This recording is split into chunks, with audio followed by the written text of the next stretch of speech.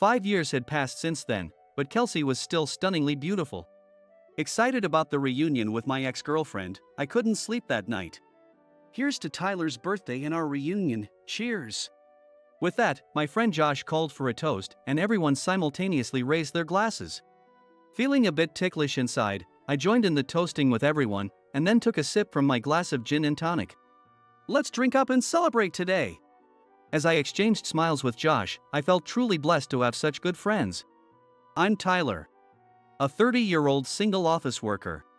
Today, in celebration of my birthday, for close college friends and I planned a 3-day stay at a fancy hotel in downtown New York. One of them had won a free stay at a luxury hotel in a magazine sweepstakes. All of us were from New York, but since some friends worked elsewhere, we gathered to splurge on luxury at the hotel and visit the latest hotspots in New York. It had been a while since we last met, but we were having a great time. As the drinks flowed, the conversation naturally turned to personal topics, and I was asked by Josh, "So, Tyler, have you found a girlfriend yet?" At the mention of girlfriend, I sobered up a bit and replied with a smile, "Unfortunately, not yet." Then, led by Josh, everyone encouraged me saying, "Tyler, you're a handsome guy, you could find someone easily if you put your mind to it." Their words were much appreciated, but deep down, I wasn't ready to start a new relationship. In fact, there was a woman I hadn't been able to forget, even 5 years after we broke up.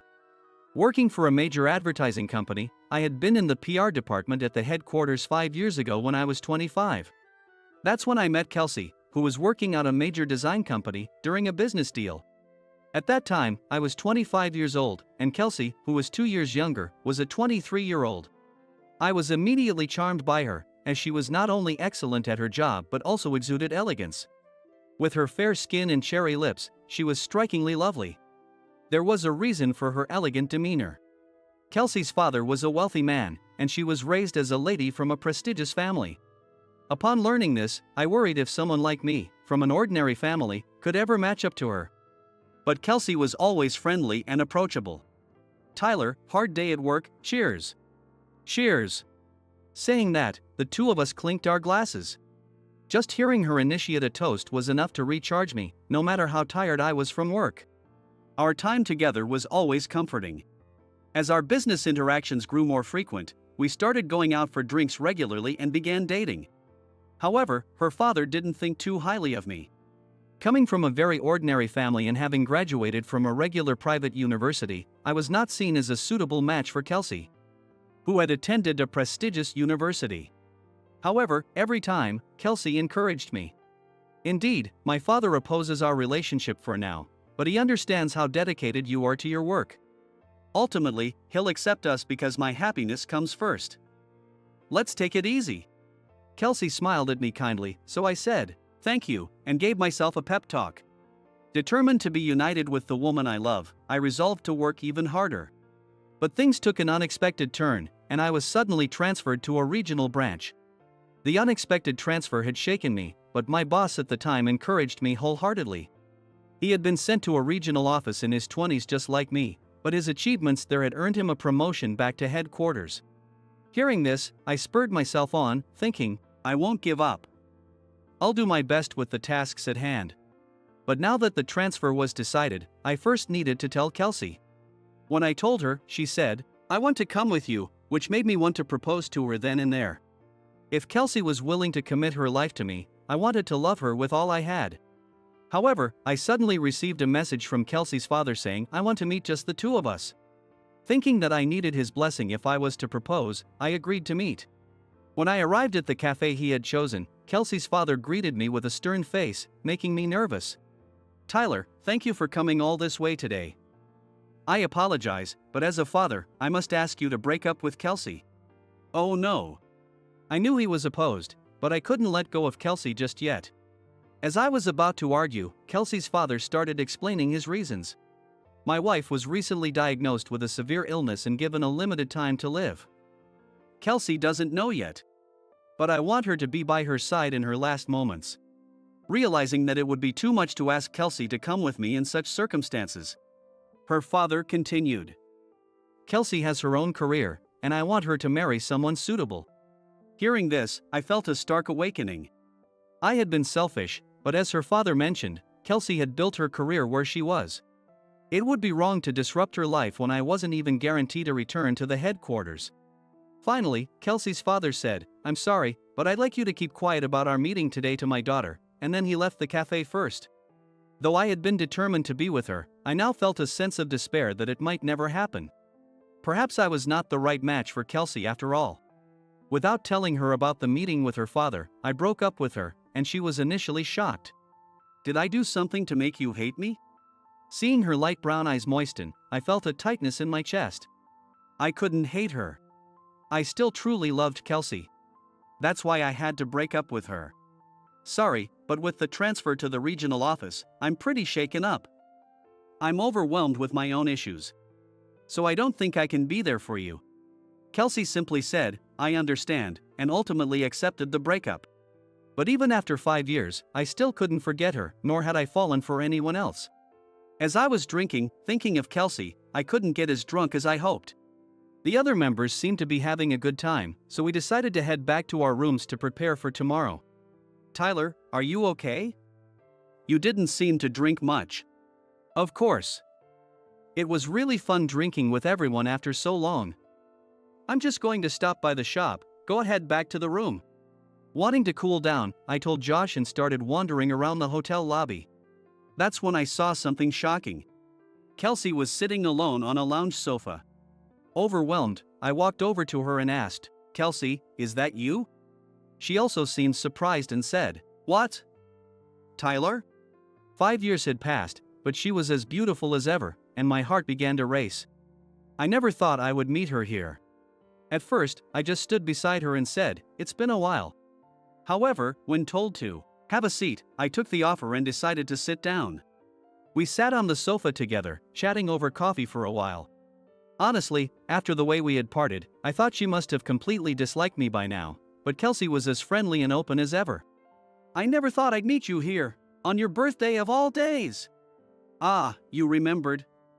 What brings you to this hotel today?" Curious about her reasons for staying, I asked her. "No, actually. I'm staying here because I have a matchmaking meeting tomorrow noon." The mention of an unexpected matchmaking meeting hit me like a blow to the head. Yes. She's like a princess. She's 28 this year, so it's natural for her to have a matchmaking meeting. While I was trying to act natural so that Kelsey wouldn't notice my shock, she updated me on her recent life. Actually, 2 years after we broke up, my mother passed away. It would have been too much for my father alone. So staying here was probably the right decision. Hearing this, I felt truly relieved. She seemed satisfied that she could be there for her mother's last moments. A caring daughter like her would have brought her mother happiness. While enjoying our conversation, I checked the time and realized that we had been chatting for about an hour, so I decided it was time to leave. To tell you the truth, I was afraid that if I stayed any longer, I wouldn't be able to control myself. "I'm sorry for keeping you, especially since you have your meeting tomorrow." "No, it's okay. I was nervous about tomorrow and couldn't sleep, so it was nice talking to you. Good night." With that, we said our goodbyes and left the place.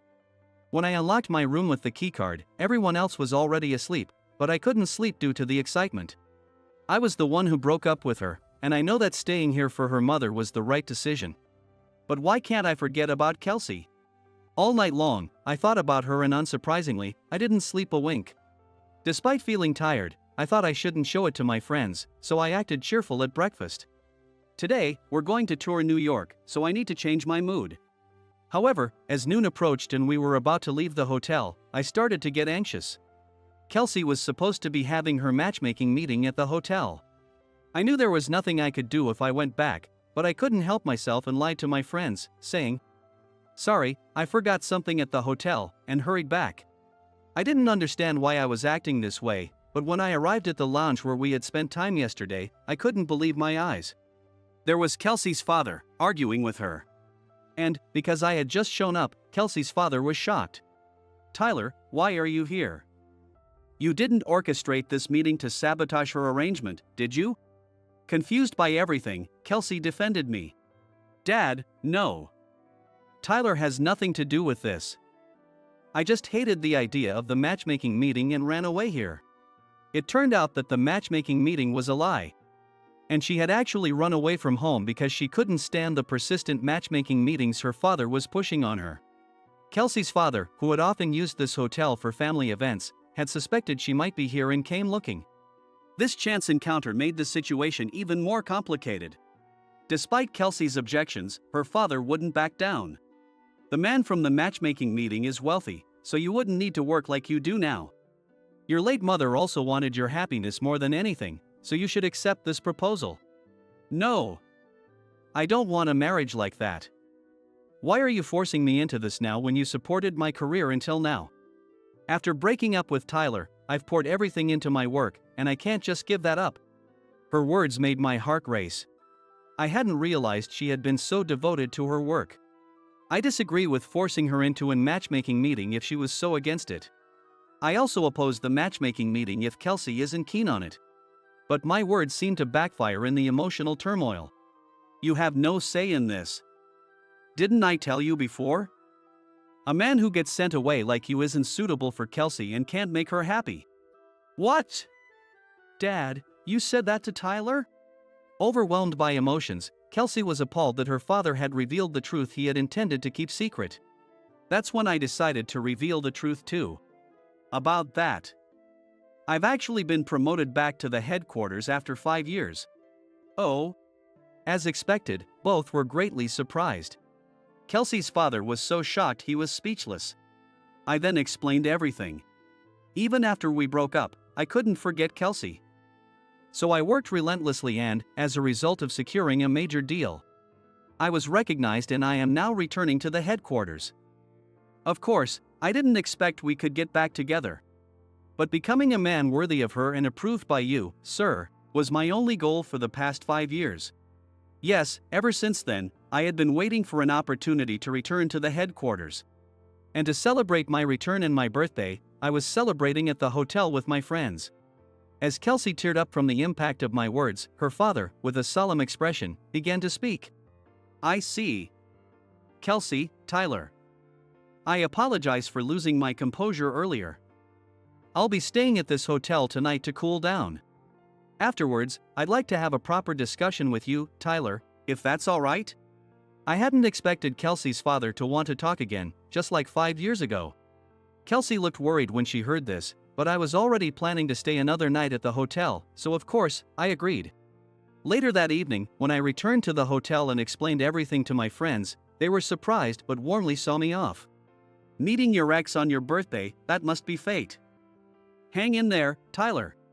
Thanks, everyone. I thanked my friends, including Josh, and began preparing to meet Kelsey's father at the bar he had designated. I was determined to fully commit to reuniting with Kelsey, the woman I love. After a light dinner, I headed to the bar where Kelsey's father was already waiting. As I approached him in the dimly lit bar, he encouraged me to order a drink. Once our orders arrived, Kelsey's father slowly started on the main topic. Tyler, I truly apologize for my behavior earlier. I had no idea you cared so deeply for Kelsey. Seeing him calm and able to discuss things put me at ease. He was heated because he cares so much about his daughter. It's okay. Either way, it was good that Kelsey stayed with her mother. Yes. Despite her busy work, Kelsey fully supported her mother. My wife in heaven surely wants nothing more than her daughter's happiness. That's why I've come to realize that you are the only one for her. Hearing that, I couldn't help but smile broadly. You mean? Yes. I'll permit you and Kelsey to marry. Please, take care of my daughter. Then, we toasted with our glasses and decided to drink and talk together. Though the alcohol was tough on my sleep-deprived body, I wanted to celebrate this night with good spirits. I had never thought that my feelings over the past 5 years would come to fruition, and the joy was even greater because of it. Moreover, once we started drinking, I was surprised at how easily I could speak frankly with Kelsey's father. I had always thought of him as a strict man, but in reality, he was cheerful and a kind father who deeply cared for his daughter. We drank heavily together, and by late night, stumbling back to the hotel room, arm in arm, Kelsey was astonished at our state. I can't believe you guys got this drunk. To really understand a future son-in-law, one must share a drink and talk. Right, Tyler? Exactly, father. Yes, both of you should rest now. We have to check out tomorrow, so don't oversleep. As Kelsey went to get some water to sober us up, her father looked me in the eyes intently. Tyler, I'm truly sorry. I've been a poor father, but please take care of Kelsey. No matter how drunk I was, his sincerity was painfully clear. All the quarrels have been swept away by the liquor. And yes, with pleasure. And so, even in our drunken state, we finally reconciled. When I returned to the room and I reported to Josh and the others that I had received approval for our marriage, everyone was thrilled. Let's drink to celebrate, Josh exclaimed. So, as I expected, we drank ourselves to death that day. Thus, after a reunion spanning 5 years, Kelsey and I were reunited. Kelsey, too, had not been able to forget me while she cared for her mother and had spent all this time alone. Now back at headquarters, we were both ready to engage in fulfilling work again. How do you find being back at headquarters after 5 years, Tyler? There are still things I'm getting used to, but now that I'm back, I'm going to give it my all. That's the spirit. Let's both work hard for our ideal wedding. As Kelsey smiled, a diamond engagement ring sparkled on her ring finger. I was determined to work my hardest to make my beloved woman happy and prepare for our wedding.